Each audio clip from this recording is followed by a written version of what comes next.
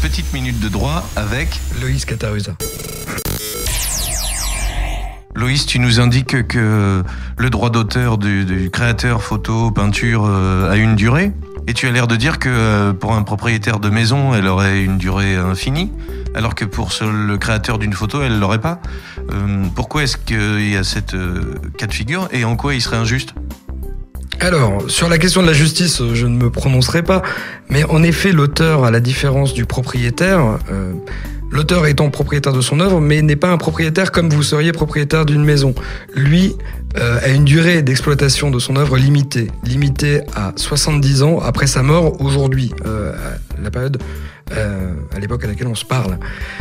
Il faut savoir que au XVIIIe siècle, en effet, une question qui se posait véritablement, c'est peut-on protéger une œuvre ? Est-ce que l'œuvre n'appartient pas d'abord au public, n'appartient pas à l'intelligence collective, à l'intelligence humaine, à la créativité humaine ? Et donc, c'est une jolie idée. C'est une très jolie idée, très généreuse, mais à cette idée généreuse, les auteurs répondaient « mais oui, mais on a faim ». Donc, la question était « protéger, oui, mais protéger pour combien de temps ?» Et sur cette question du temps, ça a énormément évolué. On a été au départ de 20 ans, 30 ans, 40.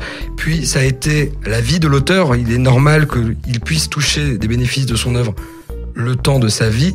Et au fur et à mesure du 19e siècle, on est passé de 5 à 10 à 20 et aujourd'hui à 70 ans. Et c'est une autre histoire très intéressante également sur ces raisons. Ah bah, je suis impatient, merci.